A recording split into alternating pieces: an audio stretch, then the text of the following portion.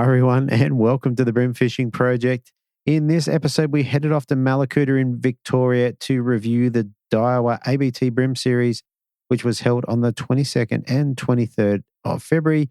And this particular round had the sponsor of Humminbird. Now, they made the genius move to go and throw one of these units, the Mega Lives, on the front of Steve Morgan's boat. And that definitely played into the results. So something to keep an ear out for there. Anyway, I'm going to roll the intros and I'm going to tell you all about it. Here we go. Welcome to the Bream Fishing Project. This is where you need to be every Tuesday to find out all the latest tips and tricks to help you target bream on lures. You'll get to hear from some of Australia's elite bream competition anglers and see how they were able to achieve their results in competitions around the country. Now, here's your host, the 2019 Hobie Kayak Fishing World Champion, Andrew Deeth.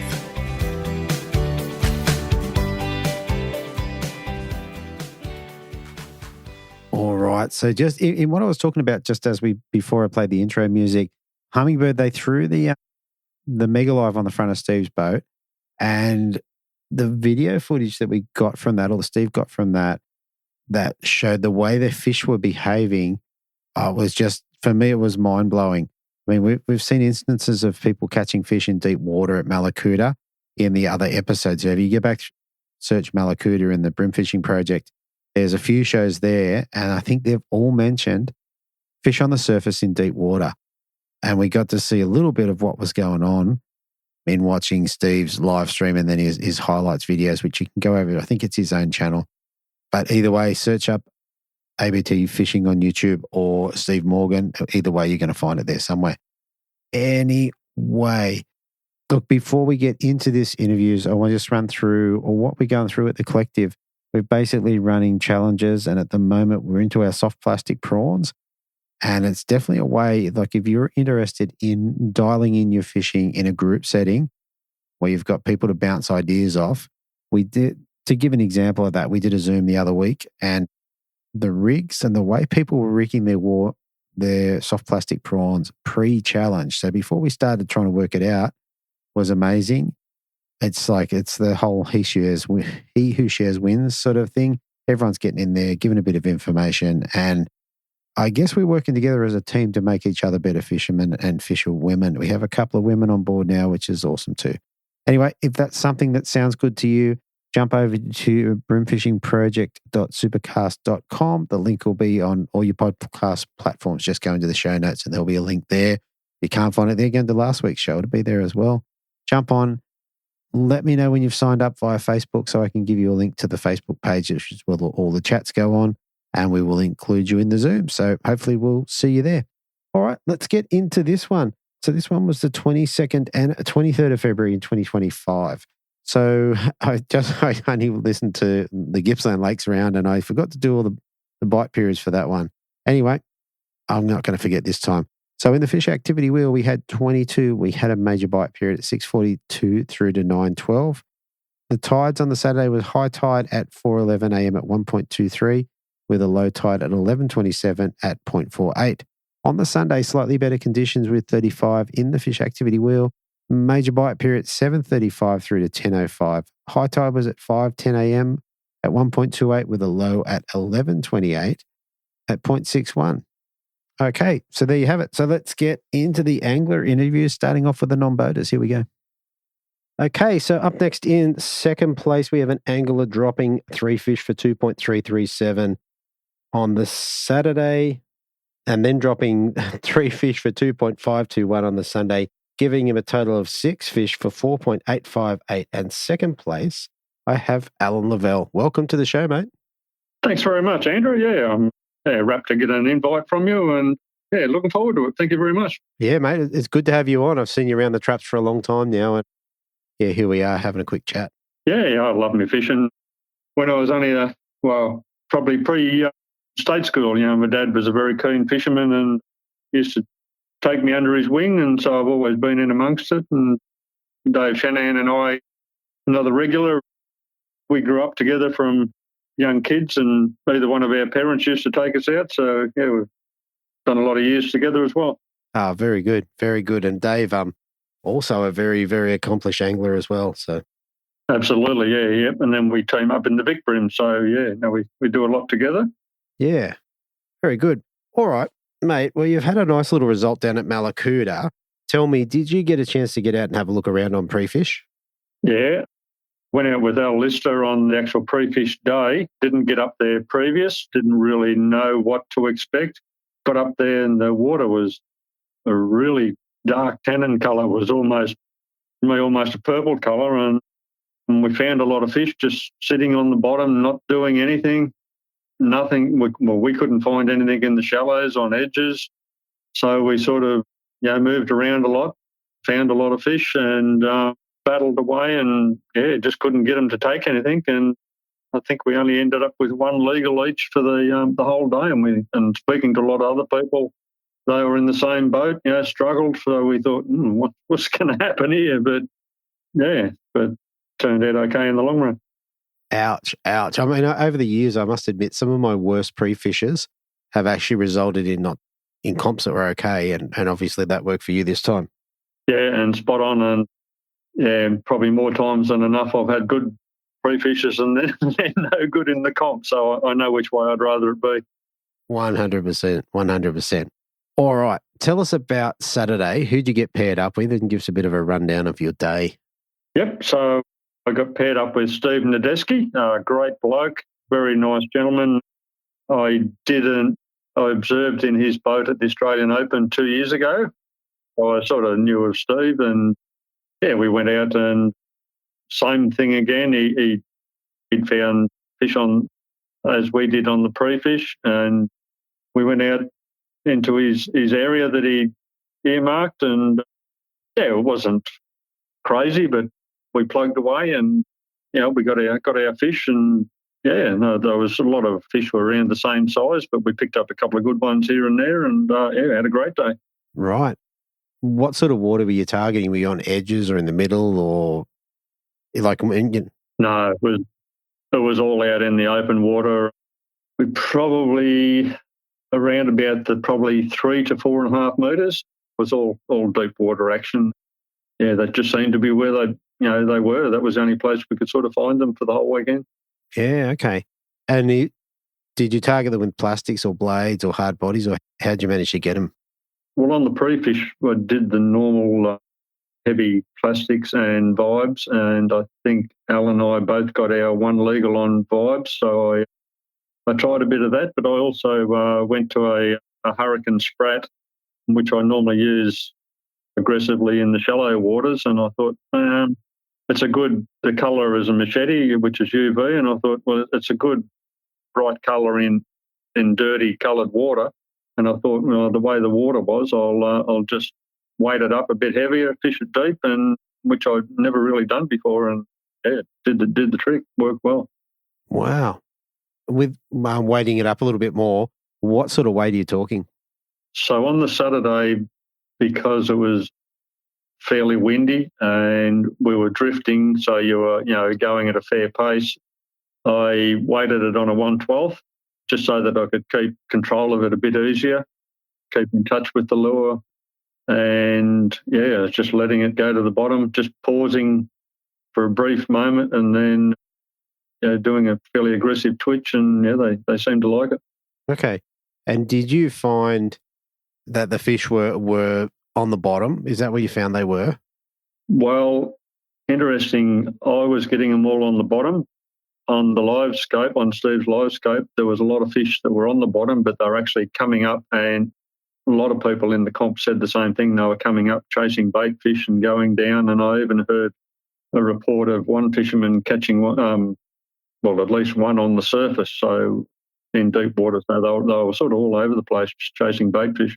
Yeah, that was kind of why I asked, because I'm hearing lots of different reports about just the fish in the level of the water column. Like, we think they're all on the bottom, but it certainly wasn't the case on the weekend. Exactly right. Yeah, there was a lot of fish sort of mid-water even. Yeah, they were just sort of very active chasing bait, and you could see them. They come off the bottom, they go up, and they have a bit of a run around, and then they back down to the bottom again. It was interesting to watch. Absolutely. And throughout the day, how'd you go? Did you get many, or did you get your 3 and that was it, or how'd that look? No. Probably first day, I didn't count them, but might have got around the 15 fish, something like that. I was just lucky to pick up a couple of good ones. They were mainly sort of the typical school fish, sort of 30, 31 centimetre fork. There were a lot of them around the same, the almost identical size. Okay. Very good.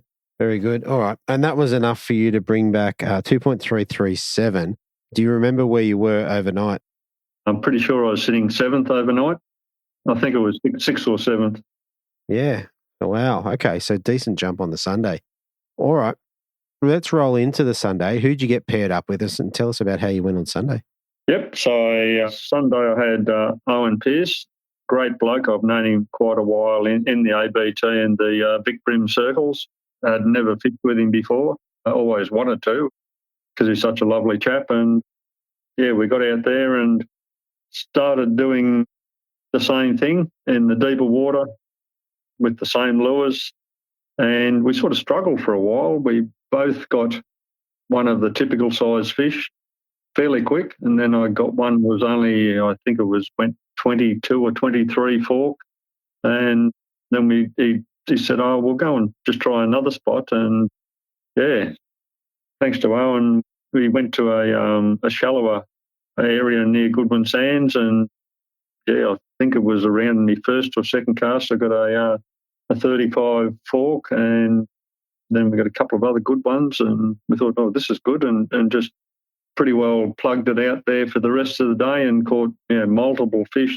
And again, we got a lot of the bigger ones almost as soon as we got there, and then it seemed to be the typical school fish, later on. So, yeah, no, he did well to get us there and get us in the spot when he did. Yeah, wow. Okay, so that at least you're able to move on to some bigger fish. Yeah. Did you find from day 1 to day 2, were their sort of feeding habits about the same, do you think? Like, were they, like from what you could tell, were you getting them from the bottom, or do you think you're getting them halfway down on the way through? No, well, pretty well all of my fish were on the bottom. I did, because on the Sunday we went to a bit of a shallower area. A lot of it was 2.5 to 3 metres, and I did go a bit of a lighter jig head because typically I try and fish as light as I can wherever I am. And whether that helped with the plastic looking more natural or what, I don't really know. You come up with a lot of theories, but which one's right or wrong, who knows? But yeah, so I went back to a 116 jig head instead of a 112, and just because I could, and a lot of the time we're on spot lock too, which helped. You could get to the bottom easier with a smaller jig head. So yeah, whether that helped, I don't really know. Yeah, it's hard to know.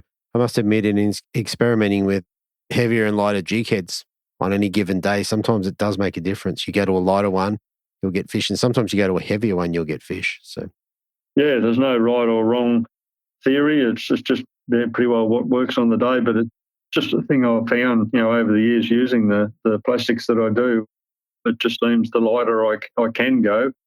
I remember Dave Shannon and we fished in a Vic Bream grand final going back a few years, and we were using, I think they were 124 jig heads in 4.5 metres of water, just fishing them really slow, and I think we ended up in 3rd or 4th position in the grand final. So yeah, it worked really well then, and I've just tried to stick to the theory over the years. Yeah, very nice, very nice. All right, well, mate, that was enough to bring you back on day 2 with the better bag of 2.521, leaving you just 30 grams or so short of first place. So very, very close. Yeah, it was. Yeah, it was. 23 grams in total.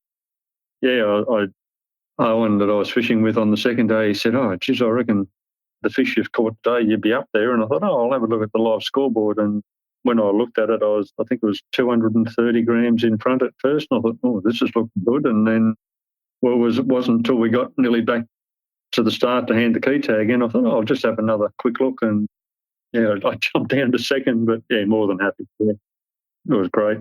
Yeah, no, that's a great result. And look, one last thing before we move off the fishing. What sort of leaders were you running for the weekend?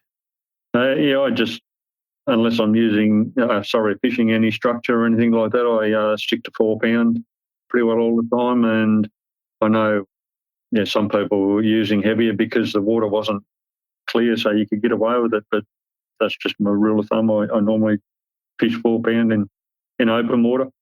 Yeah, perfect. All right, very good. All right.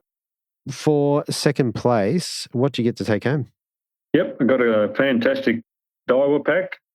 I think there was about 21 different types of lures in it, and some great models, great colours. Yeah, so I was very pleased, and thanks to Daiwa and thanks to ABT for putting it all together. It was a great thrill. Fantastic. All right, mate. Aside from ABT and Daiwa, is there anyone else that you want to give a shout out to? Well, Al Lister, I travel with Al, and while I'm doing the ABTs, travel with Al, stay with Al, and do all the pre-fishes with him. So, and we've been doing that for quite a few years, and I've learned a hell of a lot off him because he's been doing it for longer than me and a great fisherman. So, thanks to Al, and as I said, thanks to the ABT team for putting the comps on.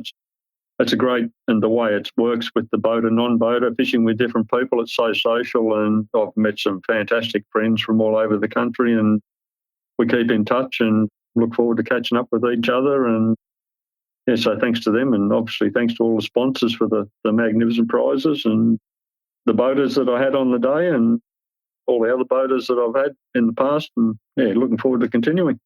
100%. All right, mate. Well, look, congratulations again. Thanks for coming on the show, and hopefully we'll get to see you back in a Hobie shortly. Yeah, look forward to it. Thanks very much for having me, Andrew. Thank you. Good on you. Bye.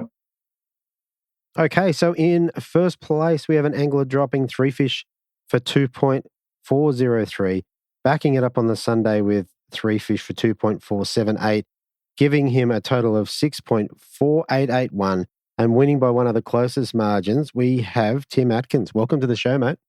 Thank you very much, Andrew. Mate, I think it was 23 grams. Yeah, it was very close. It was a lot of fish much the same size. So it really came down to getting one of the slightly bigger ones. Exactly. I reckon it's 1 centimetre there somewhere, or half a centimetre, and that's probably it. So very good.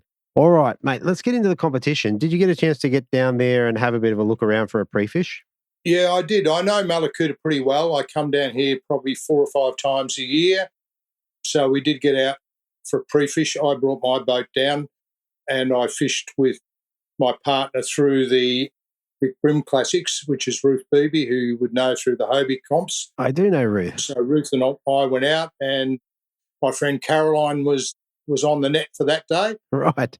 We did start up near Gypsy Point and fished some of the rock walls and banks that we know quite well.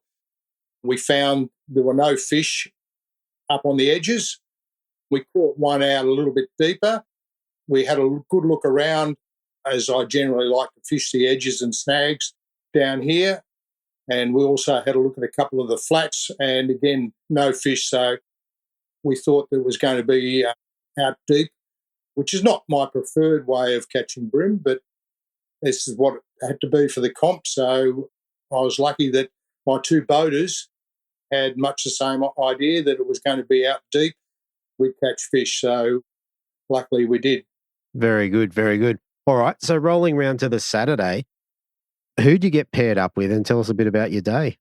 Yeah, I got paired up with Paul Holmes, who's a guy I know through the Victorian Bream comps. He's a guy from Melbourne. I also have seen Paul a number of times out on Port Phillip Bay chasing snapper when I've been doing the same.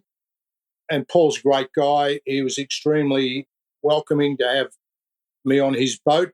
And we chugged around and we found some fish out in deeper water, sort of 4 to 5 metres, out off Goodwin Sands. And we managed to both get our bags there. I was a little lucky in terms of getting some of the bigger fish that were on offering. So most of the fish were sort of, that 28 to 32 sort of mark. Yeah. But I got a couple slightly larger. So I think that had me in 4th place after day 1. And it was interesting that we were catching them on vibes, which is not, in my preferred method, but I was using a hurricane little prawn-style vibe with the stinger hooks on it in black. Oh, yep. And that was doing the job for me. And Paul was using a black vibe as well. So we managed to get all our fish on those vibes through the day. Okay, and how did you find the bite? Because I'm watching all the social media and what have you. There was a lot of fish in the middle of the water column, but did you find them on the bottom, or how was that? Yeah, they were picking it up off the bottom. Mm-hmm. That's where we got our fish, and it was fairly consistent through the day. There wasn't sort of a particular time. Probably around lunchtime, they were a little bit hungrier and came to the party a bit more so then. But we did pick them up fairly consistently through the day. We got quite a few fish, so it was a matter of trying to sift through them and get a slightly bigger model. Yeah, right. Okay, and in terms of techniques, was it aggressive or was it little subtle lifts, or how'd that look? No, just subtle little lift and let the vibe drop down. So, yeah, it was interesting. On the way down, I was listening to your session with Brett Geddes, and you were actually talking about vibes. So it was quite fortuitous that I had that podcast on the car on the way down. So that was sort of in the back of my mind. And I think you might have been saying about just subtle little lifts of about 10 to 20 centimetres. Yeah. So that's the technique that I employed, and it worked very well for me. Yeah, it's definitely something that I've used, not so much recently down there, but in years gone by, like going back a few years. Yeah, they were definitely keyed into just those little lifts on the bottom down there. But different years, kind of sometimes different results. Yeah, and we found them sort of not probably 2 or 3 metres, 3 metres out off Goodwin Sands, where it drops into about 4 metres of water. Yeah. So it was relatively close to the sandbank. Yeah, right. Were you guys able to see them on electronics at all? Yeah, we did pick them up. Paul's got side imaging on his boat, so we could see them on that, and that helped us as we drifted. We really sort of drifted on the electric, so we're moving slowly rather than locked up in one spot. Yeah, perfect. All right, well, that was, like you said, that was enough to bring back 2.403 and put you in 4th place. So good place to be overnight. Yeah. All right. Tell us about the Sunday. So you're obviously able to jump a couple of spots here. So who'd you go out with and how was your day? I went out with Mark Hayes, again a Victorian angler who I know well. Mark's a very good angler. He really prefers to fish shallow and hard bodies. Yeah. And whilst he didn't have a good day on Saturday, he was very obliging to fish deep, which he hates to do, and vibing, which he hates to do. And he said, only because of you that I would fish deep. So big thank you to Mark. So we went out again up in the bottom lake. We tried a bay that he's caught fish on before. We could see them on the sounder, but they were very slow to bite. Mark picked up a couple. I couldn't get a bite. Right. It's amazing. I got a few flatties, but I couldn't get a bream. And I was keen to do well, but I wasn't sort of too concerned, thinking that sooner or later they'll turn on. Yeah. But it wasn't until sort of late in the morning that we actually moved spots and we found them. And again, that was off Goodwin Sands. This time, interestingly enough, the blade that I was using on Saturday that was catching fish wasn't doing the job for me on Sunday. Wow. So I switched around to a 1/12 jig head and a Crush City Creeper in motor oil, and immediately I had some success on that. So it was a total change for me in terms of technique and style on the Sunday, although we're fishing much the same sort of water. Okay. And is the Creeper a go-to for you, or how'd that come about? Yeah, look, like all of us, I've used a heap of plastics over the time. But, yeah, I've had some good success on that and the Hurricane Sprats, but I just was getting fish on the Creeper, so I stuck with that. Yeah, fair enough. And tell us about the fish. Did they come, like, once you started getting them, did you get a bunch of them, or did you get it just a few? Yeah, well, there was a few boats around us, and they were absolutely braining them. It was really going off. They were catching heaps. I was a little slower in terms of my catch, but again, I caught some better fish. Yeah.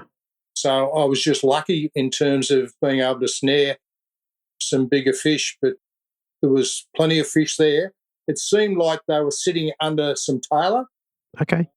Because we were getting tailor through the session, and whether they were sort of feeding on what the tailor were feeding on in that particular area, but it seemed to be that they were sitting under the tailor picking up the scraps. Yeah, wow. Wow.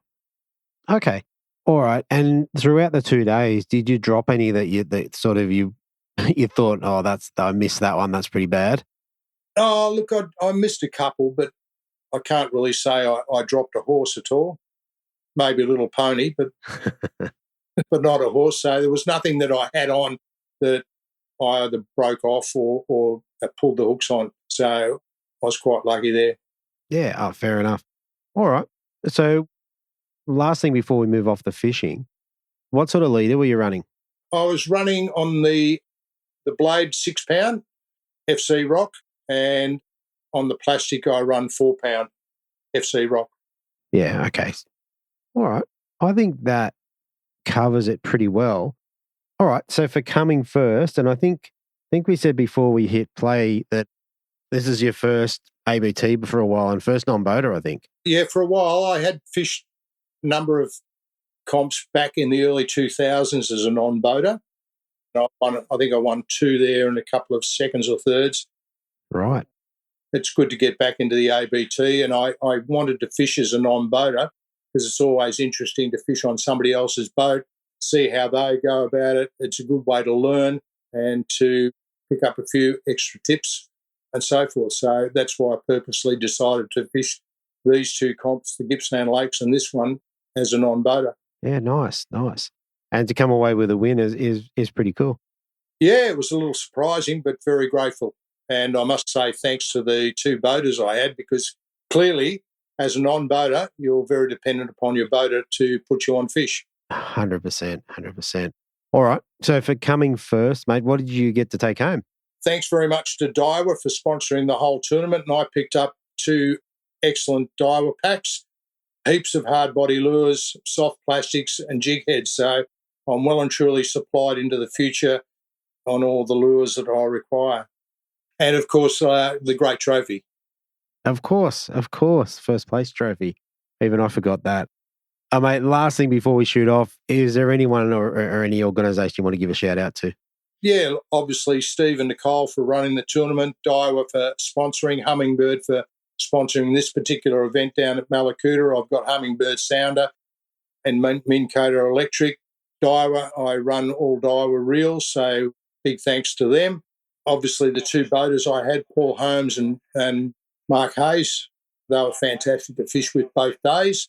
My friend that I fished with in the Victory Classics, Ruth Beebe, and also my friend Caroline, who's come down with me for the 2 comps, and she comes out on my pre-fishes and other sort of recreational fishing and always does the network. As much as she doesn't like catching fish or fishing herself, she's happy to do the network. How good is that? And when you next speak to Ruth, you got to ask her for me when she's going to come in the top 3 so we can have a chat. Well, she's about as keen an angler as you can find. I was going to say, it'll happen. I'm not sure when it's going to happen, but it is going to happen. So. Oh, yeah, she'll give it a red-hot crack. I think she's out tomorrow. We're going to catch up on Gippsland Lake. She's doing a pre-fish for the Hobie comp. Yeah, exactly. And I'll see her in a couple of days at BEM. So. No worries. Very good. She's looking forward to it. Yeah, absolutely. All right, mate. Thank you so much. Congratulations. And thank you very much, Andrew, and thanks for these podcasts. They're great. I find them very entertaining and highly informative. Fantastic. Thank you. All right. So first in the boater division, I have an angler dropping 5 fish for 3.985.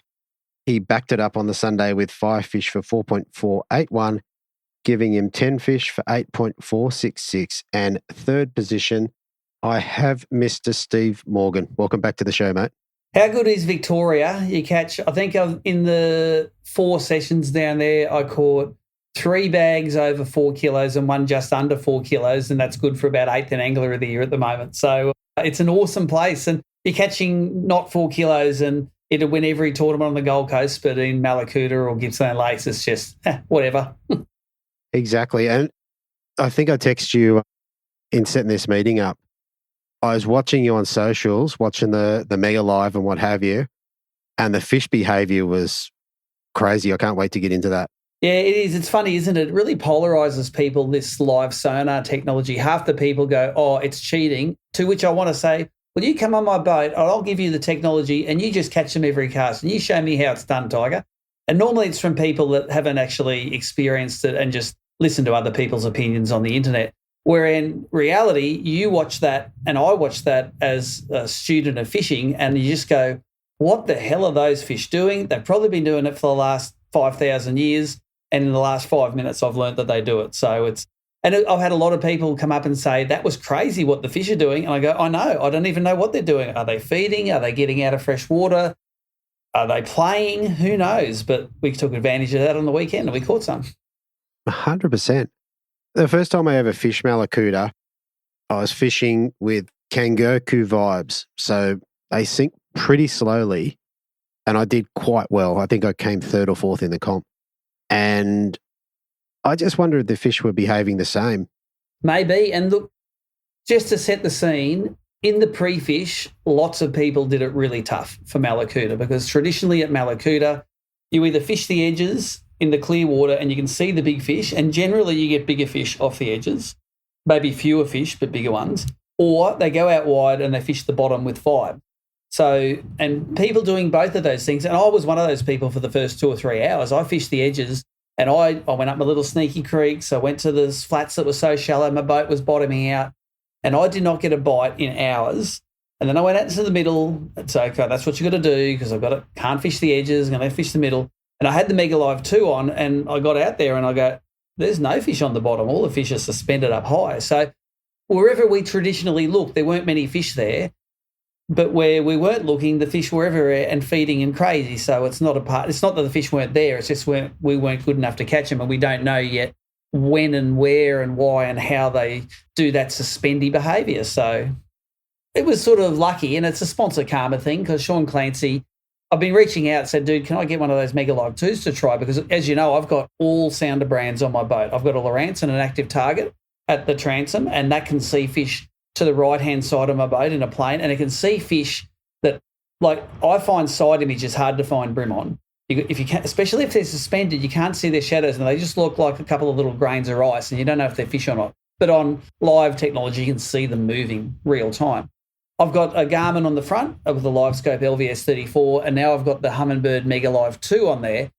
There's probably not a lot of people that have used all of them. So when people ask me, what's better for doing this or better for doing that or which ecosystem is best for me, I can actually give them an honest and real opinion on what's going to be best for them. And it's not the same brand for everybody. If you're already invested in a Lowrance ecosystem, then it makes sense for you to get an active target too. Or if you've already got Humminbird from front to back of your boat, don't go swapping the whole thing around just for live. They're all in the same ballpark now when it comes to seeing an image and to be able to catch a fish off it. Yeah. I was pretty impressed with what I could see over the weekend from the Mega Live 2. That looked pretty good to me. Yeah, and look, they're all in you can argue, this one shows the branch of a tree better and that one just the hard sand looks better than the mud on the other one. But all of that information, yeah, you can argue about it. But if you can get enough information and see far enough out and see your lure in particular, you can catch fish on live sonar stuff, and it doesn't matter what brand you have. Someone that knows how to use it can go and smash it. We saw that in the Barra Tour when Jacob Wheeler came across. He uses Lowrance, jumped straight into a Humminbird boat, same principles, bang, catching the fish. So it's they're all. It's sort of nearly back to what's your favourite brand at the moment. At the end of the day, Garmin have been doing it the longest and are probably across the board more consistent at seeing more stuff, but every tournament, you're going to get beaten by someone with a different brand because someone's on better fish and they can use it just as good as you, and that's just the way it is. So it's now with Mega Live 2, it's not a hindrance being committed to any brand, I think, in my opinion, anyway. Yeah, very good. All right, mate. I think that covered your pre-fish pretty well. Anyway, well, nothing on the edge. I think the pre-fish was so. I did find those suspending fish out wide, but I sort of I haven't fished for suspending bream that much. Normally when I'm seeing bream on forward mode in live sonar, it was at places like the Sydney Open where I'll look under a boat and see if there's fish under a boat. And when they're there, you throw in and there's a big pile of them and you can catch them. It was a little bit different in Mallacoota because literally everywhere you scan the sonar, there were pods and single fish everywhere, and you would have seen that on the live stream. And I'm telling my non-boaters, it literally doesn't matter where you cast any direction as far as you can with a light line, let it sink a bit and slow roll it, and that's how you're going to get bit, even if you haven't got live to see it. So I got a few fish on stick minnows, but eventually I tied on that Pro Lure hybrid shrimp, which I had a few. I've only brought 2 of them down, and, man, they wanted that thing. So a stick minnow, you had to sort of watch the behaviour of the fish and talk them into eating it a little bit. But as soon as they saw the shrimp and they were hungry, you'd see the fish all race up for it and start fighting for it. So by the end of the day, I had two of those hybrid shrimps. I thought, that'll be plenty because I caught about 20 fish in a row and practice on it. And that was my plan. It was like, I'm not even going to go to the edges. I had 4 rods on my deck. 2 were 2 pound with stick minnows and 2 were 2 pound with hybrid shrimps. That's the plan. That's you. Don't even go near the edge. Okay. All right. Well, tell us how the Saturday played out for you. Typically, when I do a Tackle Fridays, I tell everyone what happened on the pre-fish, but Sean Clancy from Humminbird says, dude, don't tell anyone about this. I want you to do well in the tournament and don't give them all that day's head start by cracking the pattern for them. I'm like, okay, since you want me to, I'll say what I'm throwing, but I'm not going to say how I'm using it. So I went to just up the Fairhaven arm. It was literally in the middle of nowhere. I just picked a drift that would give me a long drift from one side to the other. And I think of my first 5 fish that I hooked, 2 of them fell off. I lost 4 of them anyways. The 5th fish that I hooked, I landed, but I still managed to have 3.5 kilos in the box in the first 60 or 90 minutes. It was pretty early. I remember looking at the scoreboard about 90 minutes in and I had 3.5 kegs and the next one down was 1.2 kilos. Wow. And I thought, this would be a great time to stop the tournament. Let's call it now. So it was a pretty consistent bite. And if you wanted to know about the key things of what I learned, it's they really do love wind. And it was blowing real strong on the practice day, maybe 15, 20 knots from the northwest. They were sitting in the wind frothy lane. When you had that frothy water and the big lines of wind blowing down, they loved feeding in that, and they were up quite shallow underneath that. And when the wind stopped, and on the first day it was lighter the breeze, and the fish were all tended to be up in the water column when it was windy, but as soon as that wind dropped down, the fish would drop down as well. And if you watch the live stream, you'd see that I fished mainly 15 feet of water, and at about 8 feet down, people call it a thermocline, but I don't think it's a thermocline because you don't often get thermoclines in water that shallow. I think it's what they call a halocline, which is a difference in salinity. Mallacoota copped a fair bit of rain a couple of weeks ago. The water was not muddy, but it was quite stained.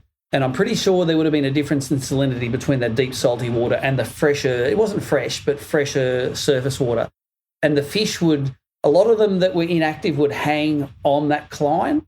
Some of them would be on the bottom, you would see racing up through the water column and then come up to within a couple of feet of the surface. And then others would be racing down. And I didn't know they were bream until I caught a few, and then I'd worked out they were bream.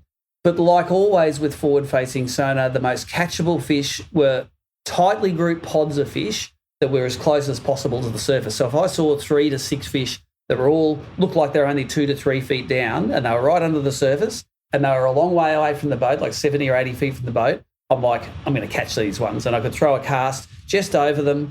I can twitch the lure back to see where my lure was. I would drop it through the other side of them, and just generally a sort of a slow roll through those fish, which looks like a shrimp just sort of swimming on the surface. And on the live, you could just see it. As soon as 1 or 2 would react, you go, I'm going to catch these fish, because they would all come up. They'd do the scrum on it. I call them balling on it. They roll in a ball on it. And as soon as you see that, I just start whining because one of them's going to have it in their mouth. And that was it. That was the pattern for the first day. I just did the same, drifted this bay about 5 times, got a bit bored and went up a bit wider, caught them there, drifted into the bank, caught them there. The distribution of bream in that whole lake system was very, very equal. Like normally bream are in schools here, schools there, but they were just bream up literally everywhere in that system. And whereas you might come in from the practice day thinking, oh, that was a tough day, it's not fishing real well, it's just most of the field wasn't fishing where the fish were. That was where we went throwing for them. So for critics of live sonar, man, I learned more on the weekend about open water bream behaviour than I'd learned in my previous 30 years of bream fishing. And that's conservative, so I've been fishing for like 35 years. So, and I never knew they did that. You know, guys are saying, I've caught them on top water in the middle of the lake at times, and guaranteed you catch them on top water because it's a little bit calmer, water's a little bit warmer. I'm sure they would come up and belt a top water because they're only 4 foot underneath it. I don't care what the bottom is, they're up there looking for prawns. So I think that as a learning tool, it's sensational, and I think you've just got to go into all of these events nowadays, not having preconceptions of where the fish are. Believe your instincts, believe your technology, whatever clues you can get to where the fish are, take them and see if you can run with them. Yeah, it's interesting. I know that in the last couple of years of doing a bunch of Mallacoota interviews, this occurrence of the fish being on the surface out in the middle of nowhere keeps repeating itself. So it feels like it's a definite pattern. It's funny because I thought they came to the surface when it was still and calm. And I've found them, I've done events there before, I've gone up the creeks and it's a hot sunny day and I could just see bream littered all over the surface and I could catch them on the 2 pound line and the old squidgy flick baits with a single weightless worm hook in them.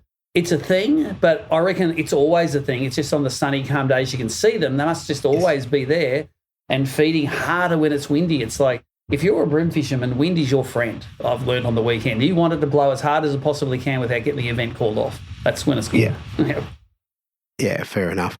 All right. So, look, you had 3.5 kilos early. How'd you go for the rest of the day? So the whole Victorian trip was, I think last year there was a lot more big fish around. When I say big, 36 to 40 centimetre fish, both in Gippsland and in Mallacoota. It was just fished a little bit better for big fish. So at Mallacoota, a 36 centimetre fish was a real kicker. I think, and I didn't get any kickers on that day, even though I caught maybe 30 fish, I didn't catch any that were bigger than 34. In fact, my bag limit was all between 33 and 34 centimetres. So when you've got a 1 centimetre spread between your biggest and your smallest, you know, you've caught a lot of fish, but you haven't really encountered any kickers.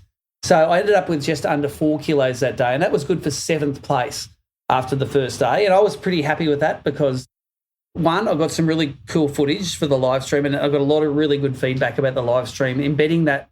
Like, I would agree that watching forward-facing sonar fishing is boring if you can't see what the angler sees. But if you add that sonar feed to a live stream, all of a sudden you become engaged in that because you're seeing the lure and you're seeing the fish act. It goes from being the most boring thing to watch to what I think being the most interesting thing to watch when you're involved in that whole process. Yeah, I must admit, on both days I watch it at different times. And that's the week when I should be out fishing, so that's telling you something. And it's good. I really appreciate everyone who watches the live stream and comments and because typically between 1,000 and 3,000 people will join that stream during the day, and an average watch time is over 20 minutes. So I think a lot of people watch it like Test cricket. They have it going and they have the audio. When they hear the drag start zooming, that's when they focus on it. It's like when you hear the bales rattle when the cricket's on the radio. Exactly. All right. So like you said, 7th overnight. Tell us about Sunday. How was that?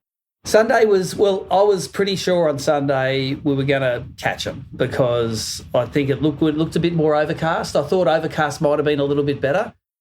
And I did think I'm probably due for a kicker. I did lose both of my hybrid shrimps that I had about halfway through the first day. And after I lost those, my catch rate did go down. I probably was catching only half as many fish. Still catching a lot of fish, but only catching half as many. And I think it's because in the dirty water, I needed a lure with a little bit more presence just to catch their attention. You know, with the stick minnow, I had to nearly hit him in the head.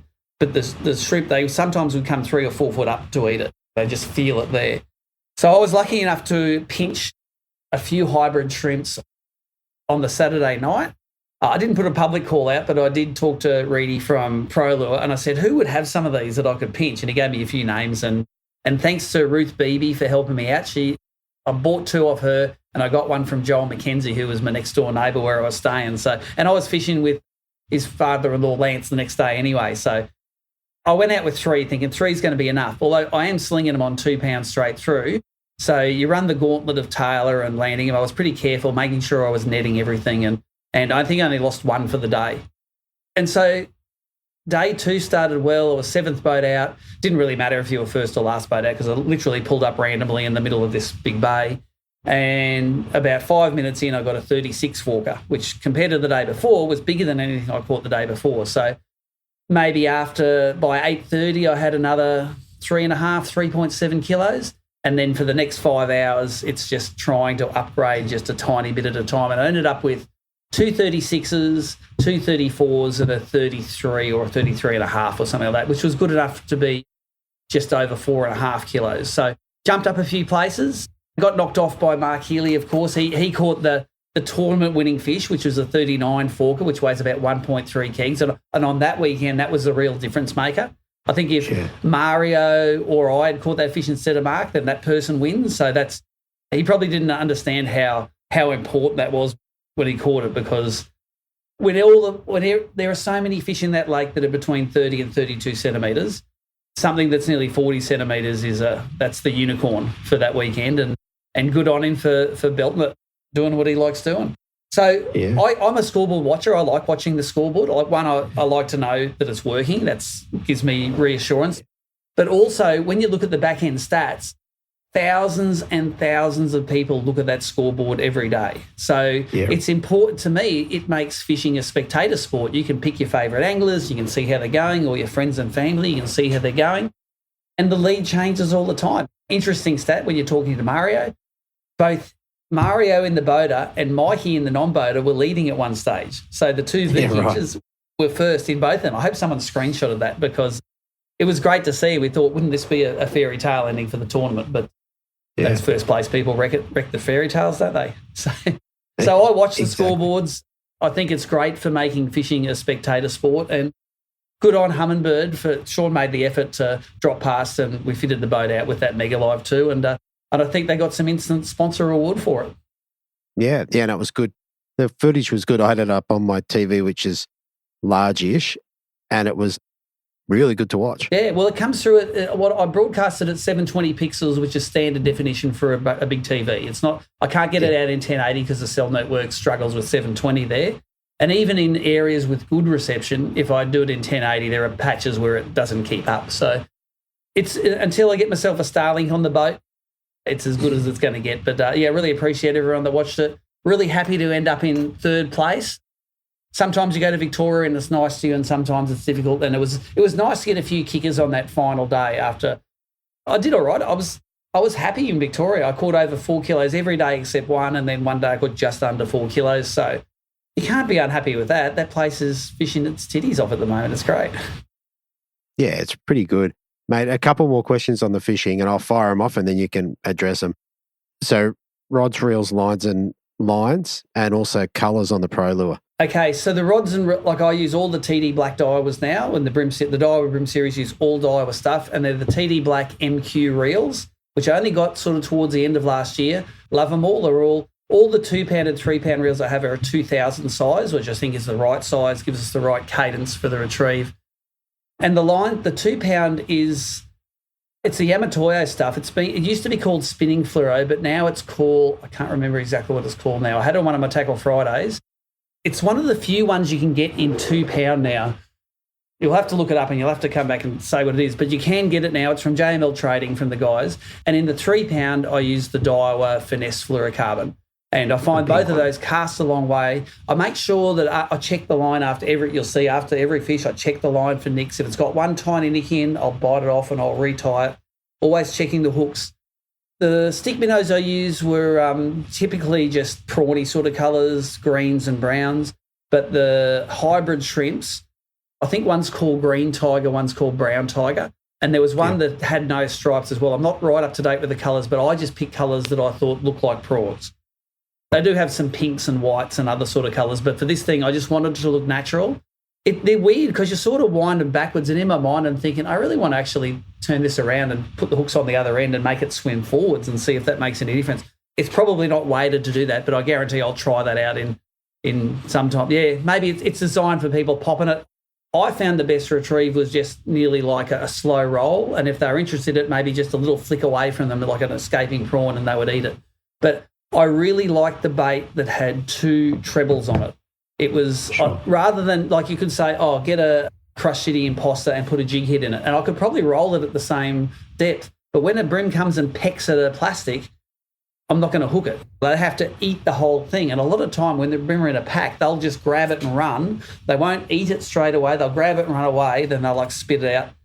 Like when a seagull grabs a chip, it's off, and it's going to find somewhere where it's going to eat it properly. So now it's called Addict Fluoro, the 2 pound. That's it, Addict Fluoro. And so I want to have that trebles, and those 2 trebles are nearly identical to the cranker crab trebles, and they grab the fish really well. There are a couple of decoys on there, and I just felt more confident using the stick minnow with 2 trebles or the hybrid shrimp with 2 trebles. And I think on the 2 pound line, you want the fish to grab it and hook itself because you haven't got a lot of hook setting power on 2 pound. And if you do want to set the hook hard, there's not a lot of margin for error for it getting away. So no leader, just 2 pounds straight to it, retie it all the time. Hopefully there's not too many tailor around. Fair enough. I reckon that's a pretty good rundown. For third place, what'd you take home? There was nearly 60 boats in the field. So third place is $1,400 and also the second place Mercury bonus, which is another $125. So good for a couple of drinks that night at Scallywags in Mallacoota, which I think is the nicest place to eat there at the moment. So yeah, good. And it was great to see the Victorians turn out. I think we're going to see a lot of Victorians travel and do some northern events this year because their grand finals are in Victoria. So if they've had 2 good Victorian events, they'll probably need to do at least 2 more northern events, maybe a road trip to Foster Taree or somewhere like that, and they can make their own grand final. We did announce that the Bream grand final this year was going to be Marlow, Bem River, Marlow for the 3 days with that day 2 cut happening. If you can make the top 15 boats on Marlow, it should fish pretty expansively, I think. So everyone's looking forward to that, especially the Victorians that are getting their passports to leave the state. Exactly, mate. They might have to go as far as Brisbane, mate. Well, I know that Brad Hodges was going, do you reckon if I do one more, I'll get in? I said, well, mate, last year the last person in had to do 4 events. So I think Hodgie was just wincing thinking about how much petrol money he'd have to spend to qualify for the grand final. But then he's won a boat in the grand final before, so he's doing the equation. Do I win a 50 grand boat or do I spend the... I can see him mentally wrestling with it. Fair enough. All right, mate. Last thing, as always, is there anyone else you want to give a shout out to? Yeah, the Victorian trip was great. We had, in the first event, we had the guys from Duo come out. Joe from Duo Lures came out, and the anglers could have a chat with him, and he had a great time. We took him fishing on the practice day. And then Sean Clancy for driving all the way out. He was driving to Brisbane for some training, and he detoured from Melbourne to Mallacoota, then to Brisbane. So he probably added 4 or 5 hours onto his trip to get a sounder on my boat. I said, look, you got the opportunity to do it now. Can we do it? And he's like, yeah, I think we should do it. So I think he's sitting at dealer training in Brisbane now, quietly happy that he did the right thing. So look, and if anyone has any questions on that, they can reach out on my socials. I will give honest opinions about all of the brands and units out there, but my first experience using that Mega Live 2 was pretty friggin' good. I liked it. And one day I'm going to learn what those fish are doing, swimming from the top to bottom, and why they do the things they do, don't know. Hard to know. We'll find out one day, but all I know now is there are no parts of the lake that I can ignore when I go pre-fishing. Exactly, mate. One thing I was jealous on, I did want to speak to the guy from Duo about the bivvies. I'm still pretty excited about them. Oh, yeah. No, he was good there. And look, Joe was good. I asked him what he did there, and he said he did. He's an international sales guy, so he looked after all of the countries like Australia and some of the Southeast Asian countries. And interestingly, also did all of their social media stuff. So it's like, you get 2 jobs. So you get 2 pays? He goes, no, 1 pay. 1 pay, 2 jobs. I say, you're like the rest of us. You can do everything. So that was good. All the competitors for coming, it's great. It's a big effort nowadays to do a week in Victoria, time and money. So we appreciate people fishing with ABT. It's a good family, no controversy. The Cole runs a really tight ship, and yeah, it's just a good week away. Very good. All right, mate. Thanks for coming on again, and I'll talk to you soon. Thanks, Stevie. Okay, so up next in second place, we have an angler dropping 5 fish for 4.539. Backing it up on the Sunday with a very similar, just a bit under, 5 fish for 4.350, giving him 10 fish for 884. And second place, I'd like to welcome back to the Bream Fishing Project, Mario Vukic. G'day, Andrew. How are you? Mate, I am good. Mate, second at Mallacoota. You told me just before you've had a couple of seconds, but pretty good going, really. Yeah, look, it's a place that I love, and I'd love to win again. I have had the fortune of winning there before, but that's 2 years in a row I've come second to Mark Healy. I fish a different pattern to him, and it was quite close this time, but look, I fished as good as I could. especially after the pre-fish. But, yeah, let's get into that a bit later on. Exactly. And one thing that I do know at the moment, or this is what I've been told, you are tied for Angler of the Year with Mark Healy. Okay, well, that's a good start. That's it. And I think the other thing I've been told is there's a Victorian Grand Final, and yeah, if you qualify that, that's a good place for you to have a grand final, I'd imagine. Yeah, look, I'll be doing everything possible to qualify for that one. Very good. Very good. All right, let's get into the pre-fish. By all accounts, a bit of a tough day, so tell us how it was for you. Yeah, it was the exact same for me. Yeah, it was a very, very tough day for us. I had Gordon pulling with me, and we went, and I really did think I was going to concentrate in the bottom lake, especially because the conditions, like that had like up to 200 mil of rain over the last couple of weeks, and I just thought that most of the fish should be concentrated down the bottom more so than up the top, and the water quality was it was really dark tannin in the bottom, but as you got up higher, it was like it started to have that muddy look to it. Yeah. So I thought, I'm just going to concentrate on the bottom lake. And the first spot that we went to in the pre-fish, I got a 34 and a 33 in about 5 minutes, fork. And so I thought, beautiful, I'm out of here. And then I went to about another 10 spots and I caught a 28 fork in one spot and a 26 fork in another spot. And I thought, well, I've got a plan and it involves one spot. I better fire. Right. Okay. So you've done your pre-fish. You've got one spot that did catch a couple of good fish. All right. Tell us about Saturday morning, how to go for you. Okay. So Saturday morning, went to the spot. I think a few others must have caught a few fish there too because there was about 8 or 9 of us. It was blowing quite hard. It was like the best part, every bit of 15 knots, and it's open water and it's like 12 foot to 6 foot. It's just open water in the bottom lake in Howe Bight.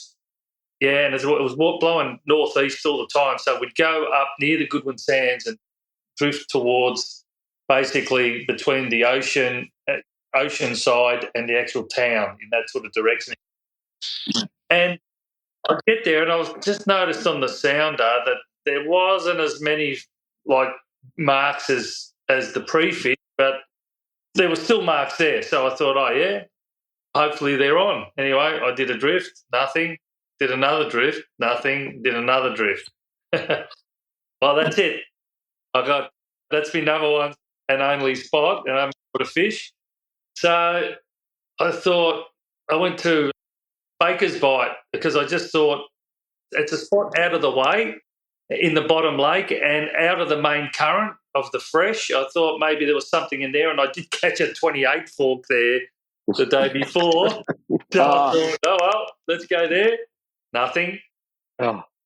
Anyway, so at about, 9:30, I went into Double Creek because that was the other spot where I caught the 26 fork. Oh, so you're going from biggest to smallest. Went biggest to smallest. And then, so I went into Double Creek and there was fish everywhere on the sounder, like everywhere. Wow. And I thought, and I'm the only one in there, by the way, and I'm thinking if this fires, it's going to give me a good opportunity to catch a few fish because they can't all be small. Yeah. Anyway, so first cast, I think I got about a 24 forker and my non-boater caught it like a 26 forker. So, righto, first cast, something's biting, and then we spent 45 minutes catching nothing. Fish, fish everywhere. Right. Tried everything. Threw everything I knew that works there, it didn't work. Okay. So I came up with a quote to my non-boater that we laughed our heads off after the session. I said to him, I know a spot that I go to when I'm panicking. He goes, is this the time now? I said, I'm panicking. So it was 10 o'clock and I got 124 forker. Wow. Yeah, I went behind the Goodwin Sands in the deep water there. And normally it's sort of, again, out of the current, and it's like it's an area they just go in there, and I think they must, I don't know what's down there, but they must get worms and crabs, and I don't know what it is, but it does hold fish. And I just thought the nor'easterly's blowing right in there. It's blowing them up on the Goodwin Sands there, so there's nowhere else for it to go. And it must be a point where food must be getting blown into. Yeah. And the other thing is I did fish it the day before. I didn't catch anything on it, but I did mark fish there. Okay. I went there and I sounded it again, and they were actually, the fish were there, but in about 14 to 16 foot of water. So it's a bit deeper than I normally fish there, but hey, I have to go where the fish are. That's what the sound was. So we started up one end, and it was about a 300-metre drift with the wind. Within 5 minutes, I had a 36 and a 36 and a half fork yellowfin on board. I couldn't believe it. Could not believe it. I thought, how? On what were you using?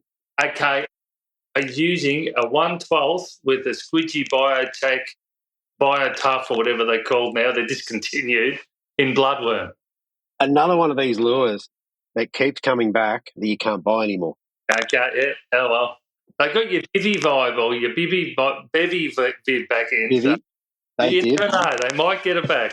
Yeah, you never know. Never know. Yeah, so, and I lost another one at the boat. And this is all in about 10 minutes. And it was a big one too. And I thought, okay, so we went back and did the drift again. And I think I got might have been a 32 or a 31 black. Now, there was a few people doing the same thing, but they were vibing. Most people were vibing, and I know they were catching, because that's the thing about the app, it's live. And you know who's around you. And I could see they're all catching 30 to 32 fork, which is nothing to sneeze at, but 30 to 32 fork. And the 30 to 32 forks that were catching there were all blacks. But every time I put a big one, it was a yellow. And I was sort of fishing a little bit deeper than everyone else, and I was fishing a lot slower than everybody else, and I was fishing plastics. So I did pick up the odd black, but I got, I don't know, I think I had a bag with the 24 fork at about 11 o'clock. Okay. And then 2 hours, nothing. But I didn't look because I had nothing else, Andrew. What else am I going to go to? Yeah. Nothing else to go. And I said, well, I'm just going to flog it out here. And I just kept saying to me non-boater, I had a couple of like 30, 32 forks in there and two nice ones. And I was like on the app at the bottom part of the top 10. And then I sort of got the conditions changed a little bit, and I got an inkling that maybe they're in shallower. So I went into about 8 to 6 foot, and I clunked a 35 and a half yellowfin again. Wow. And I thought, oh, this is good. I had a 30 forker left, and I'd love to get one more. You know, I'm not greedy, 32 fork or something like that. And I still sort of had a 220 check-in, so I had about an hour, but it was really tough at that stage. And I went up and down, up and down, and up and down, and right before the end I got a 32 and a half yellowfin. And I was absolutely wrapped. And I had a look on the scorecard, and I was actually leading at that stage, knowing full well that it was tough the day before. And although I did fish better, it was still not easy. Yeah, wow. Mate, one thing that surprised me about what you said is you've got blacks and yellowfin in the same system, and you said you were fishing probably slower than most, and you got the yellowfin. That surprises me. 100%. But whether it was slow or whether I was using that sort of bloodworm plastic, that must have had something to do with it too. Because most people throw on vibes, more of an aggression bait. And I don't know why, yeah, the yellows liked it. But I was a bit nervous because there was a lot of people around, and I was the only one catching the yellows, so there wasn't many there. Wow. Because the people around me were all getting their like 3 to 3.5 kilo bag, and I was at the 4.5. So anyway, I still was nervous about the next day. Yes, absolutely. And like I said, I think before we came on air, at the close of the tournament on Saturday, you were in first place, and young Mikey was in second in the non-boaters, which was pretty good to see. Yeah, I was following him on the app, and I do recall at one stage that I was leading and Mikey was leading the non-boaters, and someone come in late to this one. He was coming second only by very, very small amount too. So, that was great. Fair enough. Hopefully someone's got a screenshot of that. Have you both you guys on top? That would be good to see. Yeah. Very good. All right. So Sunday comes around, you're in first place. Tell us about how your day went. Well, once again, Andrew, I've got one spot. Yeah. Different spot, but it's still one spot. So I went back and I had a few mates. There was a few there, but most of them fished there yesterday, the same day, and we all did the same things. It was a similar wind, but it just didn't feel the same. Yeah. And we were going up and back, and it wasn't happening. Oh. So I did about 3 drifts over it and thought, I don't think I can catch one. Same as Saturday. Yeah, I got to move. Oh. So I did, and I went around the other side. And I think I picked up a 29. Oh, I think again a 23 fork and a 29 fork on the other side of the good stand. So say I'm on the east side, I went to the west side, the Carbathong side. Yeah. Instead of the girls' school side, I was on the Carbathong side, and there was quite a few boats in there, but they were sort of fishing deep, and I sort of fished at about, 8, 10, 6 foot, and I picked up 2 little ones. And then I thought, mate, I'm leading. I've got to look for bigger fish. So I went back there, and I did a drift over, and I think I got a 32.5 fork that gave me a bit of confidence.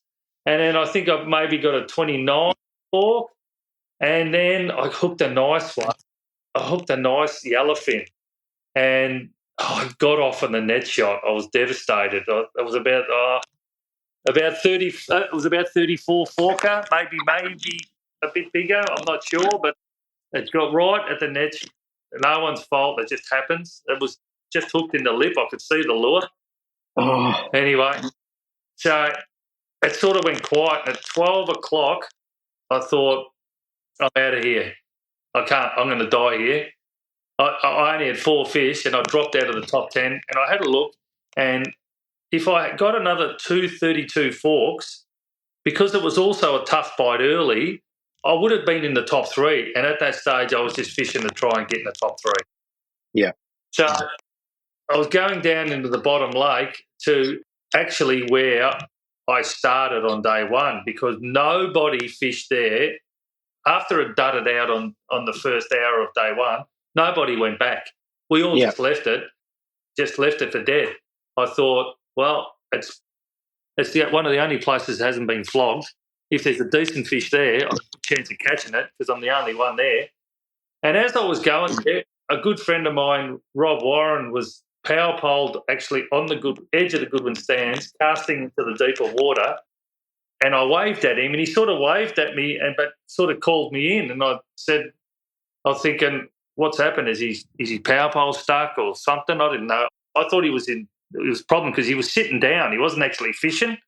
Yeah, right. I went over. He said, "Are you catching him?" I said, "No, I'm in big trouble here." He goes, "We've just clunked a few nice ones here, 32, 33, 34 fork." He goes, "Pull up next to us and have a couple of casts." So I said, "Oh, yeah, that'll do." So I had nothing else. So anyway, I didn't power pole next to him. I just sort of drifted around the same area. I think I got a 33 fork on either the first or the second cast.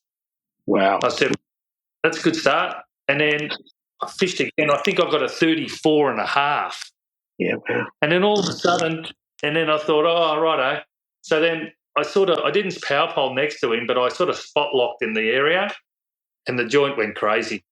It was like fish after fish after fish. I've never seen anything like it. And another friend of ours asked, and we called him in as well. Actually, he was there as well. And so there was the 3 of us just on this school, just absolutely catching fish after fish after fish. I've never seen anything like it. We had a great time. We were laughing and carrying on. You wouldn't have thought that I was anywhere near the lead. We were all laughing and like it was. There was a pattern though. They were there for a reason, and what it was is off that drop off, there was a heap of bait fish. You could see every time you'd bring your lure in, they'd be skipping around everywhere, and you'd cast. If you got it under the bait schools, there was a massive school of choppers. Taylor. Okay. So you'd cast, and if you got it through the choppers and you got it on down, guess what was underneath picking up all the scraps? It was Bream. What we were doing is we'd cast, and my poor non-boater, I had Mick Thompson, every cast he would get tailored, everyone. Yep. And he was filthy. We were catching Bream, and we worked it out that he was using a 16th, I think, and we were using a 12th.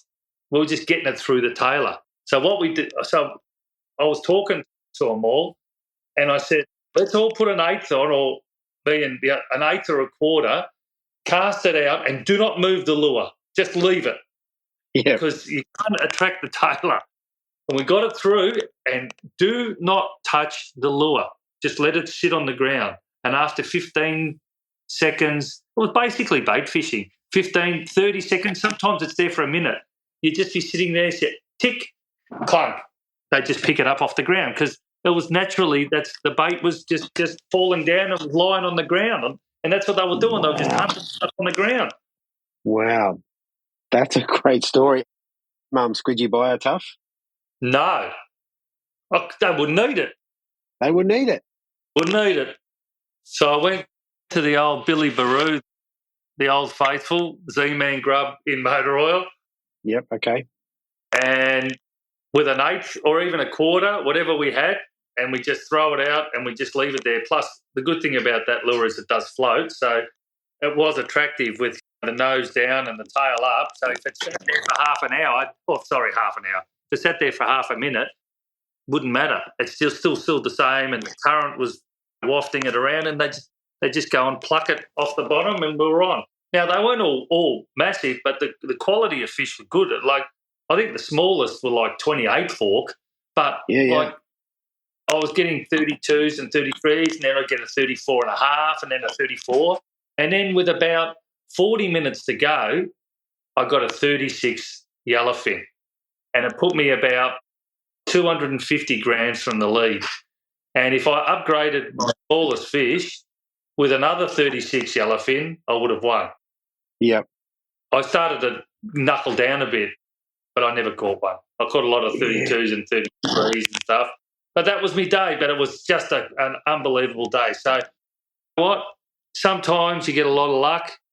A mate of mine, Rob Warren, who's not a big name in fishing, but he's got the best heart you've ever seen.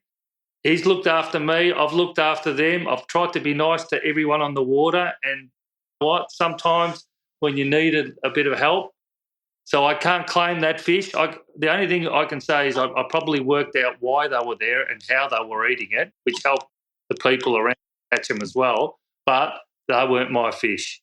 Yeah. They were Rob's fish. So very, very grateful. Yeah, I was going to say very gracious of him to do that. Just that simple little wave. Yep, that's it. Well, there you go. All right. There's a couple of interesting things about that, and we spoke just before we hit record. So in terms of fish activity, the days got better as the tournament went on. The pre-fish was the worst day. Saturday was not a good day in terms of it was 22 in the fish activity wheel, and then 35 on the Sunday.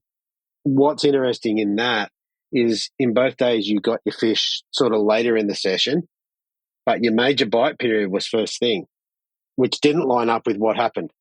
But I couldn't catch them in the morning. I couldn't catch them both days. Like by 11 o'clock both days, I had a little rat at best. Yeah. I just could not catch fish in the morning. I don't know.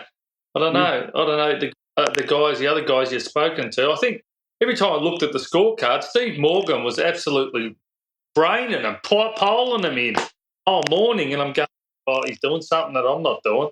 Yeah, I was going to say you have to watch. If you haven't watched them, you need to watch the highlights. It's pretty good. Yeah. Mate, before we move off the fishing, just what was your typical rod, line and leader setup? I'm old school. There's G Loomis 862-2 GLX. Yep. Just some cetates with the small 2,500 cetates with 0.8 Sunline castaway, which is, I don't know, 12 pound, and your stock standard V-Hard 4 pound leader. Yeah. Very good. Very good. That's a great story. All right.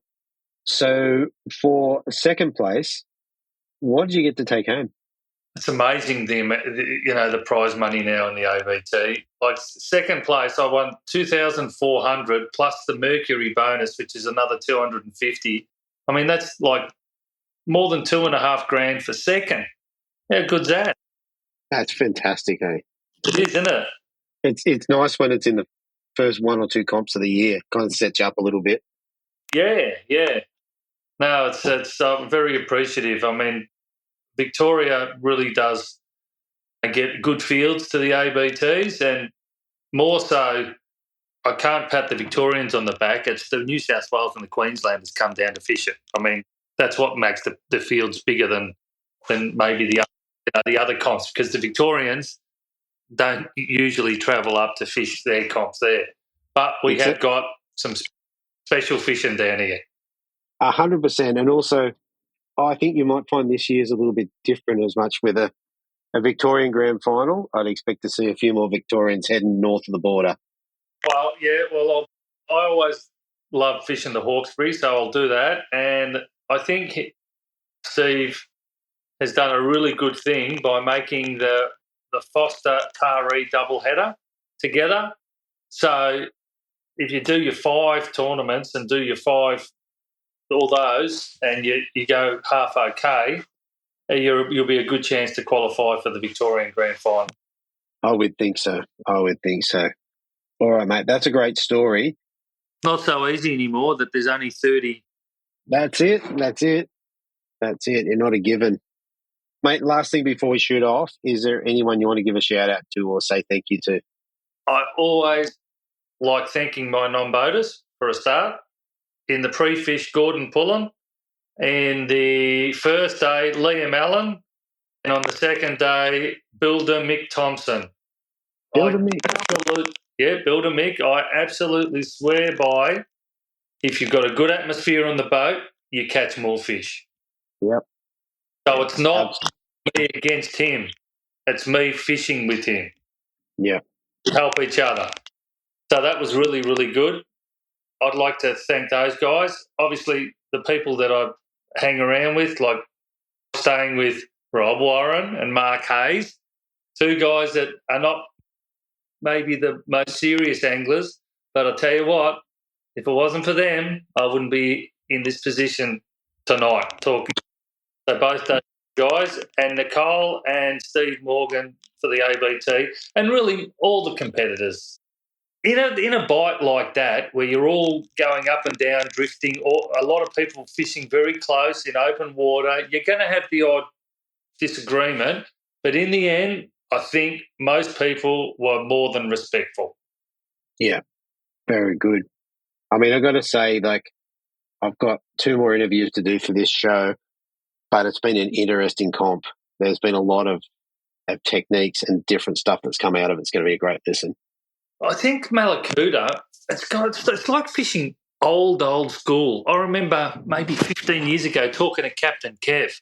Remember old Captain Kev used to be the guide on Mallacoota? Yeah.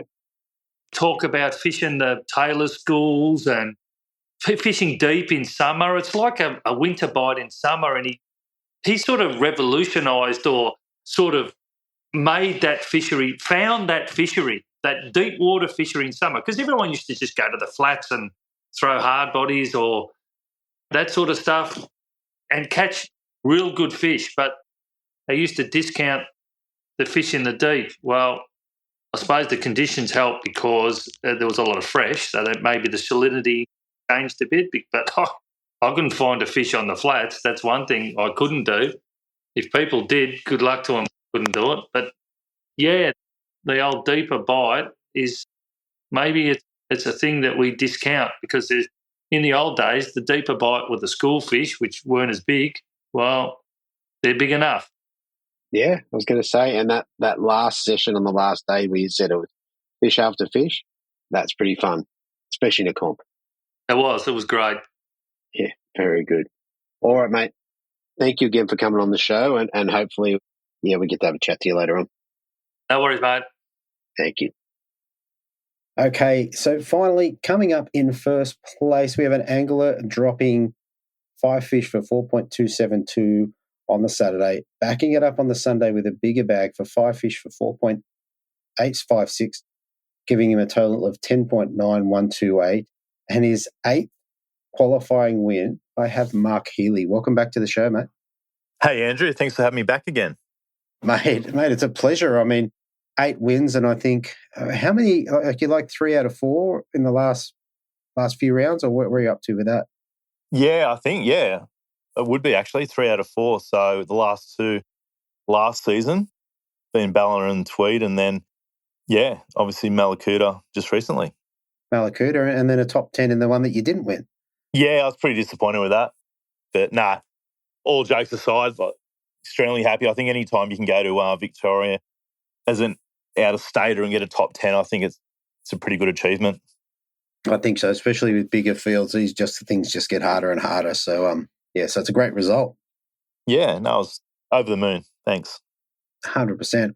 All right, mate, let's get into pre-fish day, mate. Tell us how your day was and what you did for pre-fish.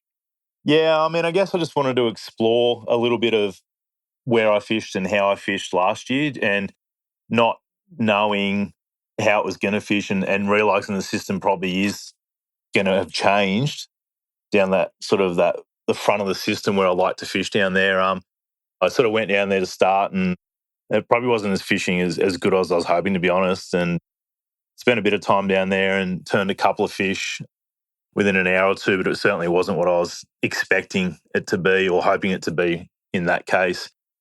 But I did have a plan, and I wanted to sort of cover as much water and see as much of beautiful Mallacoota as I could. So, we drove around and sort of just did all the usual haunts, fished both lakes, deep, shallow, edges, rock walls, flats, just, the sands. We did a bit of everything and caught a few fish here and there, but nothing that was really sort of grabbing my eye, if that makes sense. There was no concentrations of bigger fish that I found, and it was fishing fairly tough. Like, probably only caught, I guess, 2 fish down the front and maybe another 4 or 5 fish in the lakes, and they weren't big. And the fellow who I took out for the day, one of the non-boaters, Danny, he got a few fish as well, and which is good to see.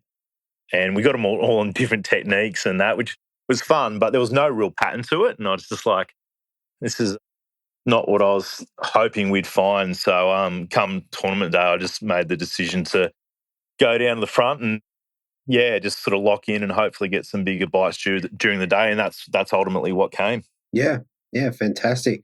Fantastic. So it sounds like by that, your game plan wasn't probably too solid leading in. Is that fair? Yeah, no, listen, it wasn't like the pre-fish probably didn't go as well as I was hoping. But in saying that too, I think in the past, some of my better results has been when I haven't had a good pre-fish, and you've just kind of got to you've only got 1 or 2 things and you just got to go out and make that work. And sometimes when you lock into an area and sort of grind away, and you sort of got confidence that, or hope that the fish will come along at some point, and they do, that it can turn into a really good result and a good day's fishing. Yeah, 100%. And look, just in general, did you find that the fish weren't on the edges as much as normal? Yeah, certainly. And I just don't know, I think the weed has certainly died off down there in areas where in the past I've gone edges and there's been sort of like quite thick weed growth and, sandy holes and patches and all that type of thing. Some of the areas or edges we did go to seemed quite barren in regards to previous times I've been down there. So I just don't know. And there was fish on the edges and there was fish caught in the tournament. on the edges, but to me, it just didn't seem as fish friendly on the edges as it once did. And there was a lot of fish. Like we were sounding up lots of fish in that sort of 12, 14, 16 foot depth. And the fish were generally suspended in a sort of mid column around 8 foot. And there was lots and lots of fish. They were catchable. They weren't, we didn't find them easy to catch on pre-fish. And I kind of felt like if you sat there long enough, you'd probably get a bag.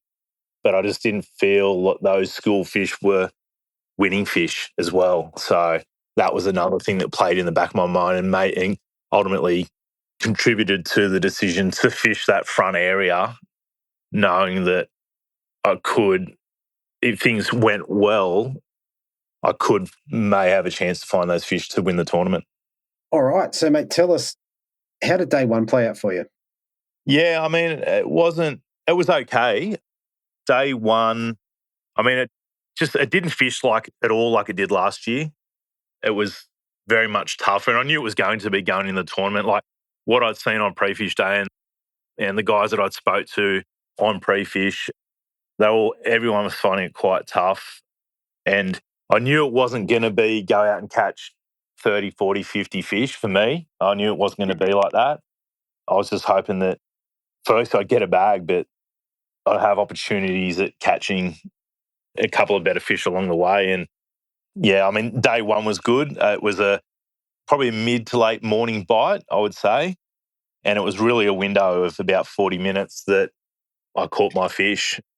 It wasn't where I thought I'd catch them, and it wasn't on the part of the tide that I thought I'd catch them either. It was much later, and I'd sort of fished where I wanted to fish, and I was only just before I pulled the lecky up and moved up back into the lake. I had a couple of fish, but nothing of note, and I just sort of went on into this little gutter, and I thought I'll just have a cast in there, and the water was starting to run out, and it was quite sort of brackish and dirty because of the rain we've had. And I was like, I kind of felt like that bite window I may have missed it and may have missed any opportunity to get a good bag. And I found fish, and they were just held up in this small little sort of gutter, and yeah, just sat on those and plugged away, and probably caught maybe 7 or 8 fish in that area over the next sort of 30 to 40 minutes. And yeah, just rolling deep crank through, and they were just sitting off the back of that little gutter, and yeah, they were just grabbing as it rolled over.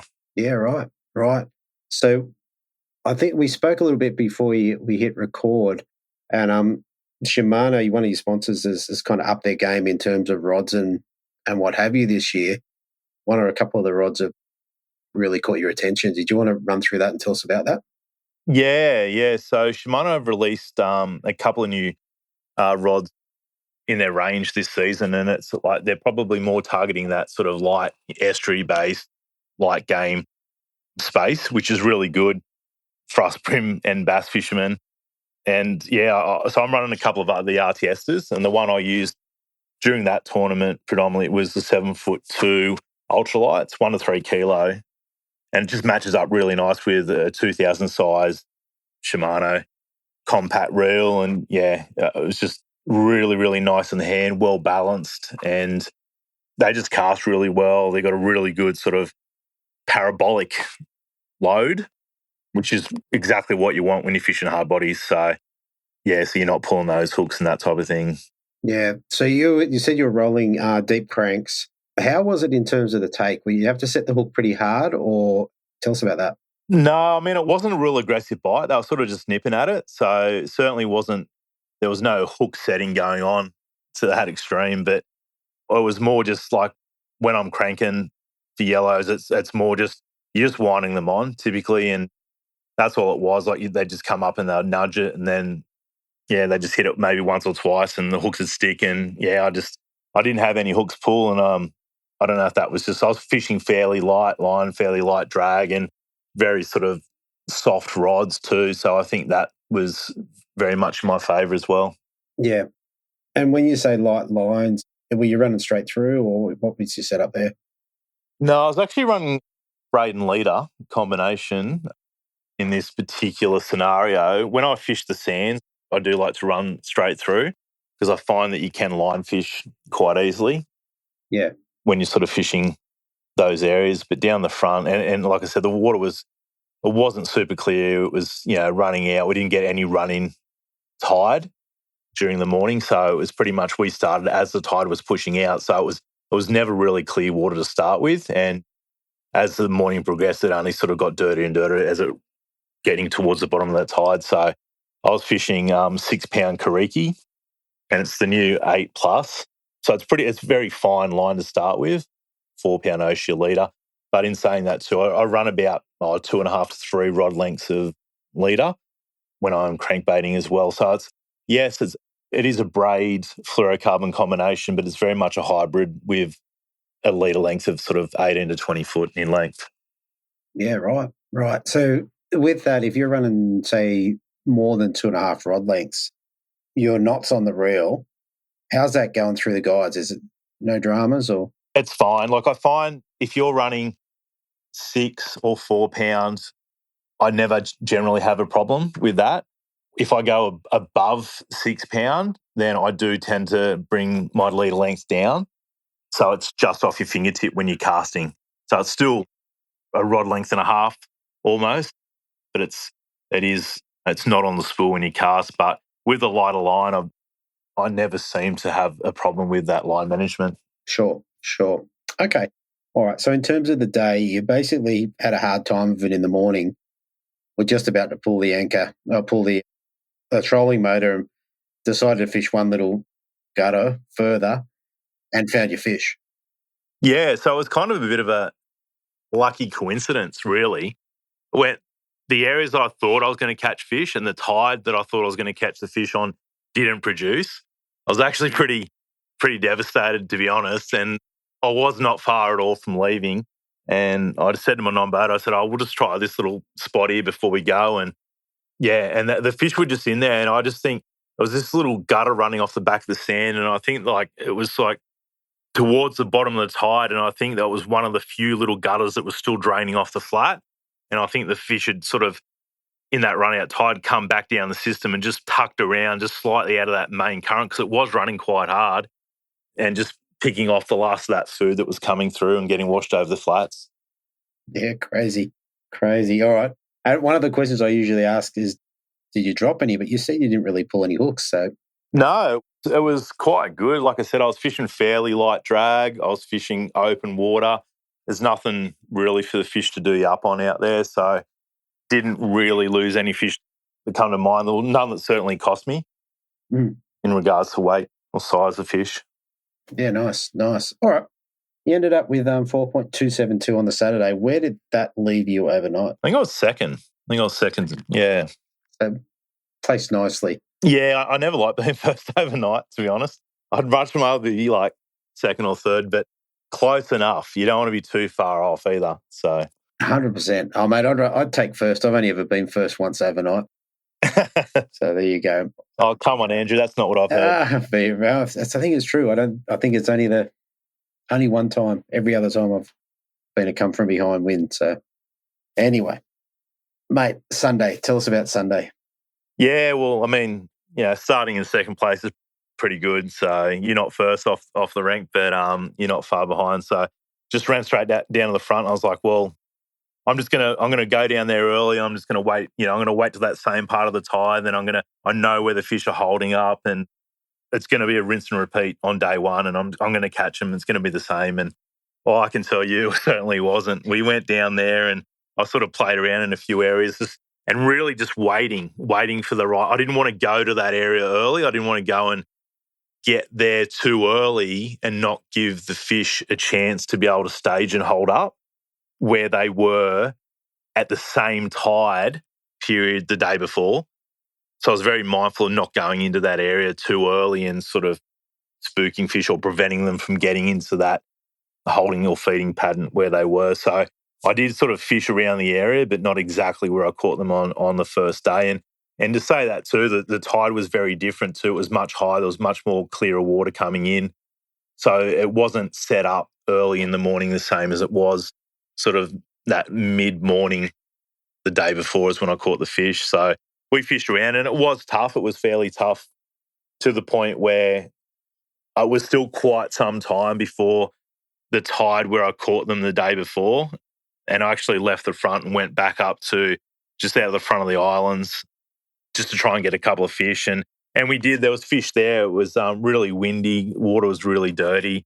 Again, it was sort of a combination of shallow and deep crankbaits and just running them through. We picked up some fish, but they were only sort of just keepers. They were only bag fish, like, 27, 28 fork. There was no seriousness about them. But to me, it was just a matter of just getting some fish in the bag and get some confidence to go back down the fish to the front and catch fish. I didn't want to be going back down later in the day and have to catch 5 fish. I wanted to go back down, at least have some fish in the bag, and sort of it's much easier mindset to go, all right, I'm going to go now and get 2 or 3 more fish to fill my bag. So I did sort of just go back and spent an hour or hour and a half just in that bottom lake, just trying to get a few fish. And we did.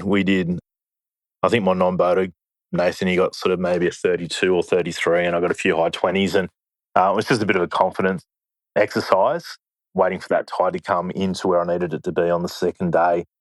I sort of calculated it that I'll be back down there at the same tide, same part of the tide as where I caught them the second day. So when we went back down there, let's just say when we got there, and timing was perfect. Like, it was, everything looked identical to as it did the day before, but the only difference is there was no fish, not a fish, not one bite. And I'm just like, well, Nathan, this is not going to plan. Like, I thought, I was so confident it was just going to be a very much repeat of the first day. But it just goes to show that you can never, when you think you've got them worked out, you never quite have. And things can change, and fish swim and fish move and that type of thing. This was one of those. And I knew they hadn't had any pressure. It's just the fish just weren't there on the second day. But when we did sort of pull up coming down towards the front, there's quite a narrow, shallow channel that you had to navigate. And when I came off the plane, just out the corner of my eye, I did see a couple of fish move off the edge. But that was still a couple of 100 metres well short of where we were looking to fish. And so we sort of fished that area that produced on the first day but did not produce on the second day. And I was like, well, mate, there is good fish here because I caught them yesterday, but we just got to refine them. So jumped on the lakey and stormed around for about half an hour and sort of made my way up current. And I wanted to go up current because I thought if we come across the fish, if you're going down current, the current's that strong there, it's very hard. Just, you're like, when you're on top of the fish, it's almost too late. You've scared them, you've spooked them. And so I sort of I was going up current, and we were casting at the edges, but we weren't seeing fish. We weren't getting any bites and stuff. It wasn't until we're up quite a few 100 metres further up that we started to see a few packs of fish and started spooking a few. And pretty much as soon as we saw that, we slowed right down and just really started casting methodically. And it was only about 2 or 3 casts in, and I caught, it was like a 33, and I was like, righto, there's fish here. And that was probably the start of a window for about 40 minutes where we caught fish. And it wasn't a fish a cast, but there was a window of 40 minutes that there was fish there. And it was just about capitalising and catching as many fish and getting as many bites in that 40 minutes. And you don't know how long it's going to last. That could last 5 minutes. It could last 1 fish. It could last 3 hours. You just don't know sometimes. So you just want to capitalise while you can, while that bite window's there. You just want to be able to make the most of it. And that's, so we just sort of ground away, and we kept on working. It's from there, and probably another 150 metres of bank on both sides of the channel. We just really picked apart that area. And and like Nathan got I think it was a 37 and a half fork fish. And I was just like, wow, I need one of those. I need one of those. I need that. It wasn't all that much longer after that I caught a 39. So I was pretty stoked with that. 100%. And was it the same sort of technique? Were you still just rolling hard bodies? Yeah, it was. And it was just, you just had to come across the fish, and they weren't really smacking it.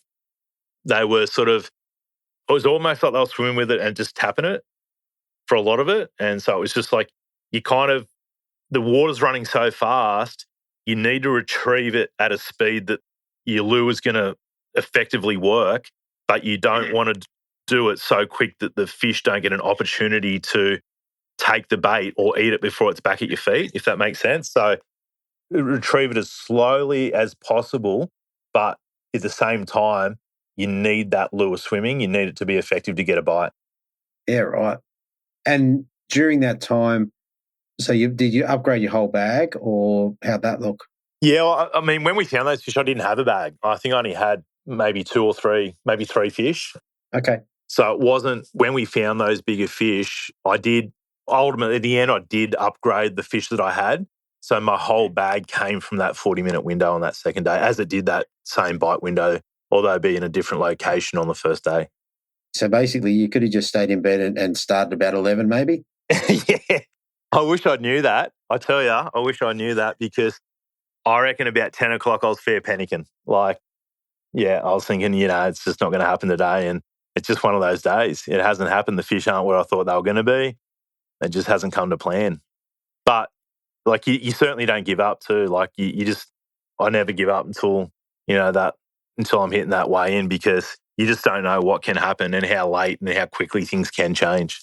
100%, 100%. It's not an uncommon story to hear a guy say, yeah, it was my last cast and that's the winning fish or an upgrade or whatever, So yeah, and it's amazing. It's amazing you say that, because so many fish, when you're fishing and you pull up at a spot, so many fish come on that first cast.